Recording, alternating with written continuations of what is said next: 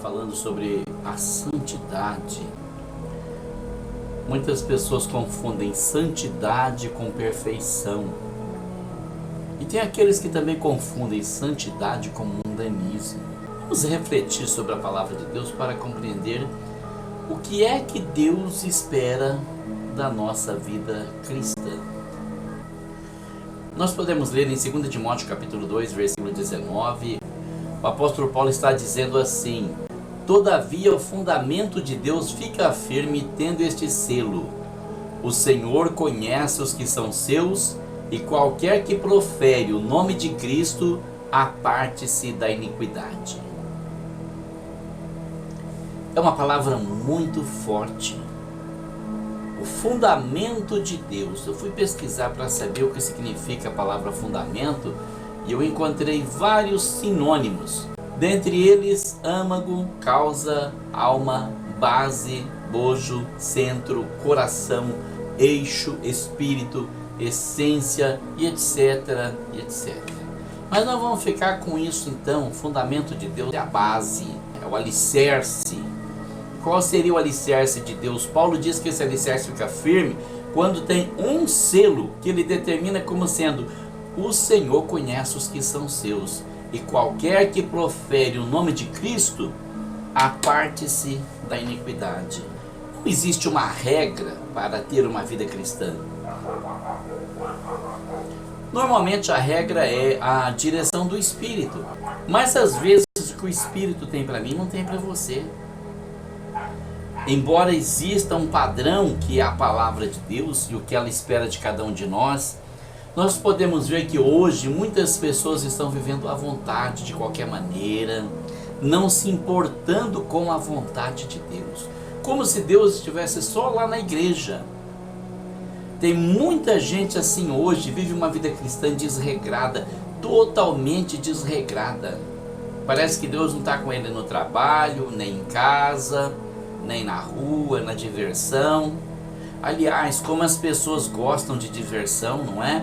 Hoje em dia parece que todo mundo vive em torno da diversão.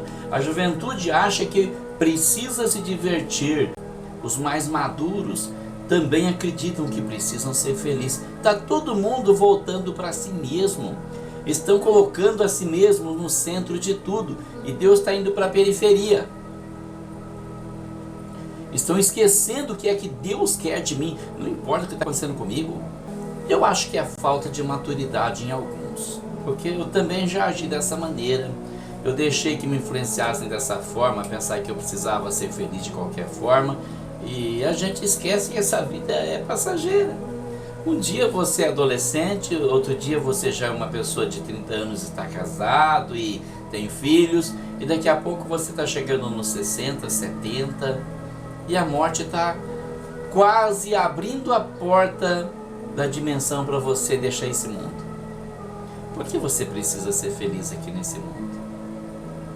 Aliás, ser feliz é uma coisa muito boa, desde que não atrapalhe a sua vida espiritual, porque lá a vida é eterna.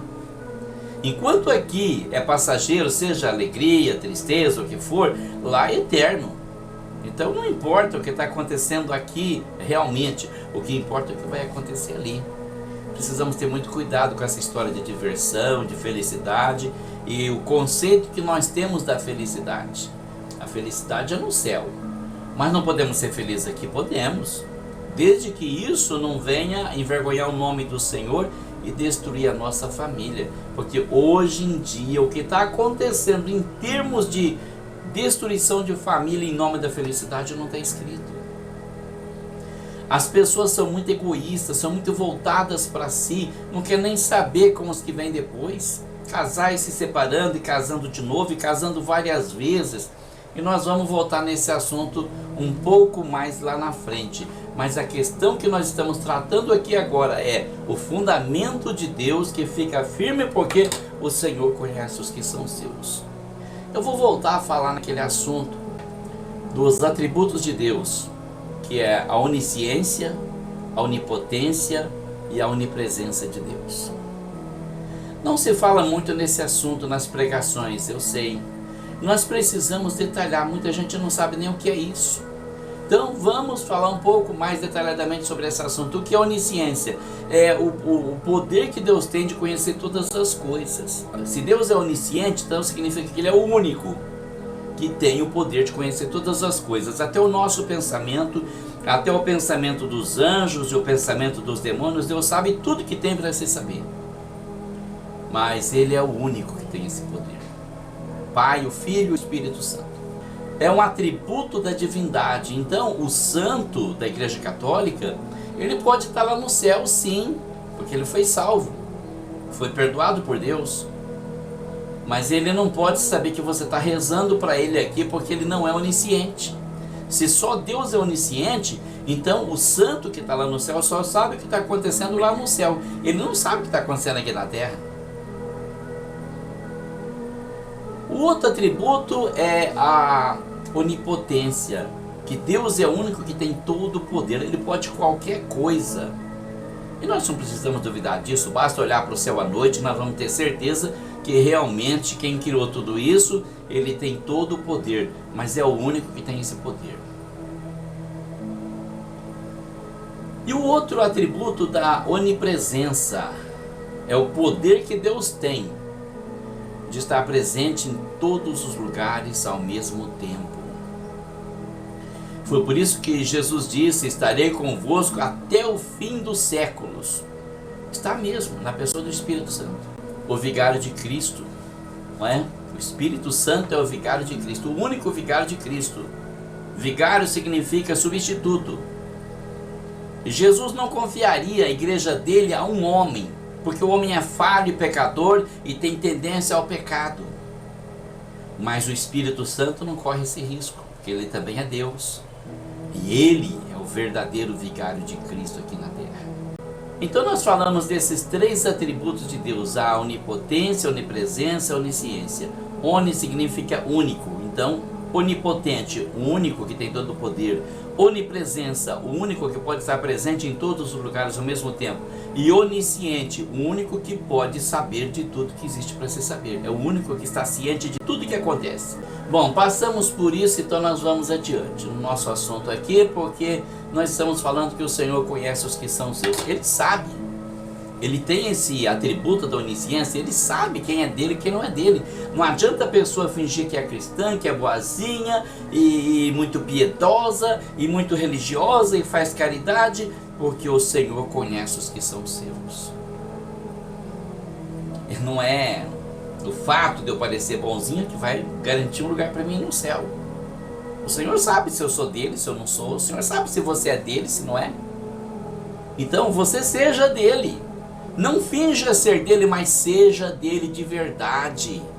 Entregue-se a ele. Doe-se a ele.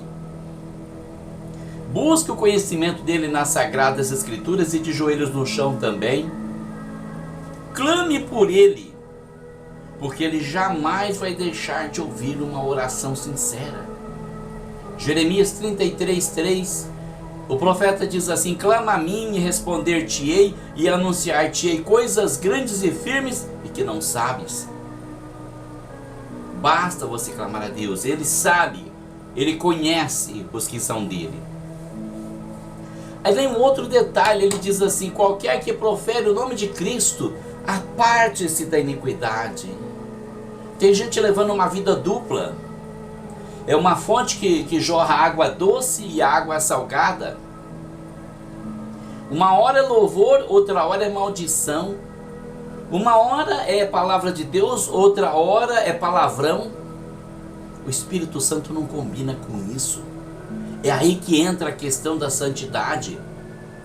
O apóstolo Pedro diz, na primeira carta, capítulo 15, versículo 16: mas como é santo aquele que vos chamou, sede vós também santos em toda a vossa maneira de viver, porquanto está escrito: sede santos, porque eu sou santo. Deus nos chama para a santidade. Deus quer que nós vivamos de uma forma saudável. Bom, então não posso fazer nenhuma brincadeirinha? Se isso não escandaliza o nome de Deus, se isso não escandaliza a palavra de Deus. Como é que eu vou saber quando escandaliza? Quando você faz ou fala alguma coisa e depois você ouve aquele comentário de alguém que diz assim, e depois diz que é crente. Ah lá, diz que é cristão. Isso escandaliza. E Jesus disse que aquele que escandalizar um desses pequeninos, seria melhor amarrar uma pedra enorme no pescoço e se atirar no fundo do mar. Seria melhor, porque as consequências virão e elas serão muito desastrosas. Então, nós temos que ter muito cuidado com isso. Quando o apóstolo Pedro nos diz assim, como é santo aquele que vos chamou, sede vós também santos em toda a vossa maneira de viver. Dá a ideia de perfeição. Então eu tenho que ser perfeito? Eu não consigo ser perfeito. Por quê? Porque eu sou um ser imperfeito. Na carta de São Paulo aos Romanos capítulo 7, o apóstolo relata o conflito existente entre o bem e o mal, entre o espírito e a carne, porque o espírito quer fazer a vontade de Deus, mas a carne fracassa. Então ele diz, miserável homem que sou, quem me livrará do corpo desta morte? E ele mesmo dá a resposta, dou graças a Deus por nosso Senhor Jesus Cristo. Então nós temos que nos esforçar, fazer a nossa parte, fazer aquilo que está ao nosso alcance, porque nós não podemos ser perfeitos, mas também não podemos desleixar, não podemos entregar. Precisamos ter uma vida de santidade, pelo menos nos esforçando para fazer aquilo que nós sabemos que é certo. Não é porque eu sou falho, eu sou fraco, porque às vezes eu sou incoerente, que então eu vou me entregar ao pecado, vou me entregar à depravação moral, espiritual e tudo mais, porque eu tenho tendência para o pecado. Não, de maneira nenhuma. Deus quer ver o seu esforço, a sua boa vontade, isso é tudo que Ele quer ver. De resto, o que você precisa? Ter fé no sacrifício que Jesus fez por nós na cruz do Calvário, que compensa todas as nossas falhas, todas as nossas fraquezas e todas as nossas incoerências também. Bom, aqui nós temos uma outra coisa. A palavra diverte sobre o perigo de viver de maneira profana. Isso é muito delicado porque Deus sabe de tudo que acontece na nossa vida e com certeza vai nos cobrar todos os erros que nós cometemos espontaneamente. Hebreus capítulo 12, versículo 14 e 15, o apóstolo diz, segui a paz com todos e a santificação, sem a qual ninguém verá o Senhor, tendo cuidado de que ninguém se prive da graça de Deus e de que nenhuma raiz de amargura brotando vos perturbe e por ela muitos se contaminem. Você pode achar que não tem nenhum problema você participar das rodinhas, mas tem pessoas olhando para você. Tanto incrédulos como crentes. Os incrédulos, eles se alegram com isso. Nossa, o fulano é legal, o fulano é como a gente. Não é chato, não fica falando da palavra de Deus toda hora. Né? E o crente, aquele crente fraquinho, fala, se o fulano faz, não tem problema, então eu posso fazer. Está dando mau exemplo. Está incentivando a pessoa a fazer uma coisa errada. E é aí que entra o conselho, a advertência sobre o perigo de você viver de maneira profana. Deus não te chamou para viver de maneira profana, Deus te chamou para viver de modo santo. Deus te chamou para viver de maneira santa, de maneira correta, levando em consideração a justiça, o juízo e a vontade de Deus. Por isso ele disse que a paz com todos. Com alguns não vai ser possível, a gente sabe por experiência própria, mas você tem que fazer a sua parte. E a santificação, sem a qual ninguém verá o Senhor. Isso é muito grave. Ninguém verá o Senhor sem a santificação. Mas você não fala a palavra de Deus, não toca louvores, não canta louvores, não faz tanta coisa. Você não está vivendo em comunhão com Deus. Tocar louvores não é nada. Eu conheço pessoas que tocam música evangélica o dia todo. O dia todinho, mas a sua vida é uma reprovação. Vive com sarcasmo, vive perturbando as pessoas, vive fazendo mal, vive provocando as pessoas. Não faz bem para ninguém, não ajuda ninguém, desrespeita as pessoas. Como que tem Deus na vida de uma pessoa assim? Você pode cantar música evangélica o dia inteiro, você pode dançar, você pode fazer o que você quiser, mas de Deus você não tem nada. E Deus conhece que você não é dele. Precisa mudar de vida. Precisa começar uma vida nova no Senhor Jesus Cristo, como Paulo disse aos Coríntios, assim que se alguém está em Cristo, Nova criatura é, as coisas velhas já passaram, eis que tudo se fez novo. Se não houve uma mudança na sua vida, então você ainda está longe de Deus. Não se iluda pensando que tocar, ouvir e cantar músicas evangélicas vai te levar para o céu. Não se iluda por pregar a palavra de Deus para todo mundo, conhecer a Bíblia de capa a capa, porque isso não vai te levar para o céu. O diabo também conhece as Escrituras. Ele citou as Escrituras para Jesus na tentação no deserto. Mas ele não tem salvação, ele já foi julgado. Julgado e condenado. Precisa ser uma criatura nova.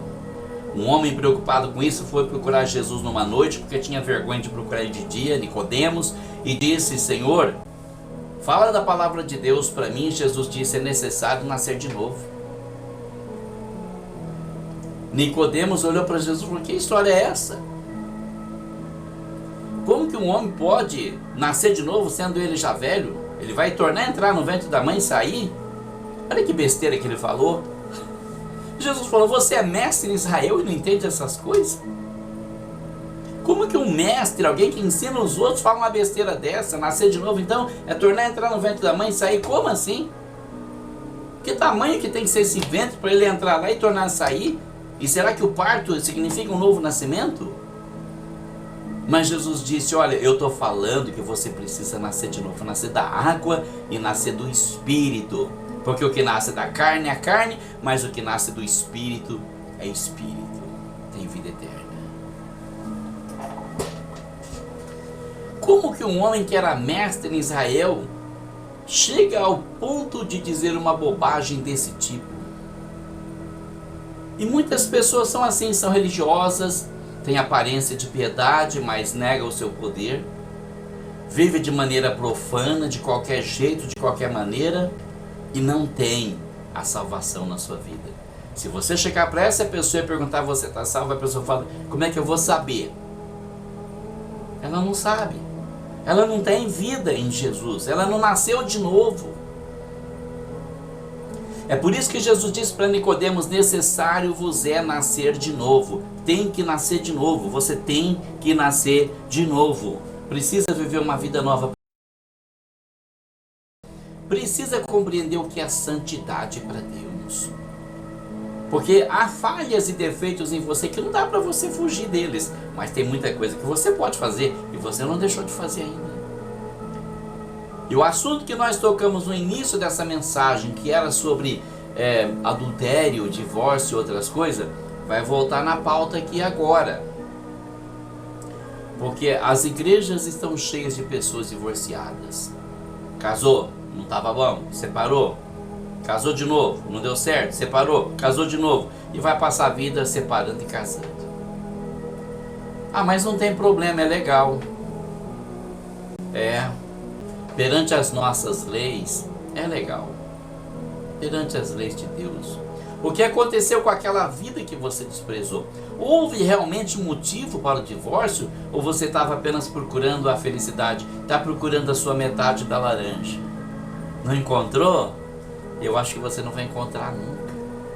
Porque como é possível duas pessoas criadas por famílias diferentes, agora porque vão viver juntas, pensar igual, sentir igual, agir da mesma forma? É que a gente não quer falha, a gente não quer defeito em ninguém, como se a gente fosse perfeito, né? Eu sei que tem gente que abusa da paciência, mas às vezes nós também abusamos da paciência de Deus. Mas então qual é o problema? Qual é o problema? Vamos analisar a instrução de Paulo aos Coríntios. 1 Coríntios capítulo 6, versículo 15 até o 17, ele está falando sobre prostituição. É o perigo que nós enfrentamos hoje da falsa moral dos nossos dias. Não sabeis vós que os vossos corpos são membros de Cristo? Tomarei, pois, os membros de Cristo e os farei membros de uma meretriz? Não por certo. Ou não sabeis que o que se ajunta com a meretriz faz-se um corpo com ela? Porque serão, disse, dois numa só carne. Mas o que se ajunta com o Senhor é o mesmo Espírito. As pessoas não estão levando isso a sério, mas é muito sério. Quando você se ajunta com uma mulher, você faz um corpo só com essa mulher. Quando você se ajunta com um homem, você faz um corpo com ele. Agora você não é mais uma pessoa, você é metade de um ser. Mas quando acontece o divórcio, o que é que acontece com esses dois que são um só corpo? A sua metade vai embora se juntar com outro corpo. E você vai embora se juntar com outro corpo. Então como é que fica a condição de vocês diante de Deus? É de se orar. É de se pedir a direção de Deus, a misericórdia de Deus. Quem entra nesse campo do divórcio tem que pedir muita graça a Deus, tem que pedir muito a misericórdia de Deus, porque entra num campo espiritual muito delicado. Se a gente for analisar, o apóstolo Pedro, numa de suas cartas, ele fala claramente que nós seremos participantes da natureza divina. Então dá para perceber que o casamento entre homem e mulher é uma simbologia entre a união de Cristo e a igreja. É por isso que em Apocalipse fala tanto do noivo e da noiva. O casamento é uma simbologia do que vai acontecer, que muitas vezes nós não assimilamos no momento da raiva, do desespero, no momento que nós queremos a nossa felicidade, nós buscamos o divórcio e nós estamos rompendo também com o corpo de Cristo. Como é que fica? Qual é a tua condição? Porque você fez corpo com alguém, mas você desfez. Precisamos lembrar que tudo que nós fazemos nesse mundo tem reflexo no mundo espiritual. As nossas palavras, as nossas atitudes, principalmente as decisões que nós tomamos em relação às outras pessoas que convivem conosco. Eu jurei ser feliz na alegria e na tristeza, na saúde e na doença. Mas muitos, quando chega a tristeza ou a doença, vai embora e esquece o juramento. E é um caso muito sério. Eu não estou aqui para condenar ninguém, eu não quero condenar ninguém. Eu sei que existem problemas e as pessoas não têm paciência. E principalmente nesse tempo que é muito agitado, as pessoas são muito agitadas, não têm paciência. As pessoas querem de todas as formas serem felizes. E o que eu posso dizer? Eu não posso condenar ninguém. Jesus não condena, quem sou eu para condenar? O que eu estou dizendo apenas é: peça misericórdia para Deus, peça graça para Deus, porque muita gente se separa, esquece a vida que está vivendo e pensa que voltou a ser adolescente, começa a querer ter uma vida nova, diferente, começa a querer zerar a vida. Não tem como zerar a vida. Você não vai deixar de ter filhos, você não vai cortar essa fase da sua vida, apagar essa fase da sua vida, você vai continuar com a sua vida. Aí se algumas coisas não dão certo, começa a murmurar contra Deus, começa a reclamar de tudo, começa a achar que não está bom, esquece do Senhor. Às vezes o fardo pesado nos faz ficar junto de Deus, e quando você se alivia desse fardo pesado, aí você não quer mais problema. Então Deus é culpado de tudo que acontece na sua vida, e aí você perde a comunhão com Deus. E acontece como aconteceu com Adão: perdeu a comunhão com Deus, perdeu a salvação, perdeu a vida, e a morte tomou conta dele.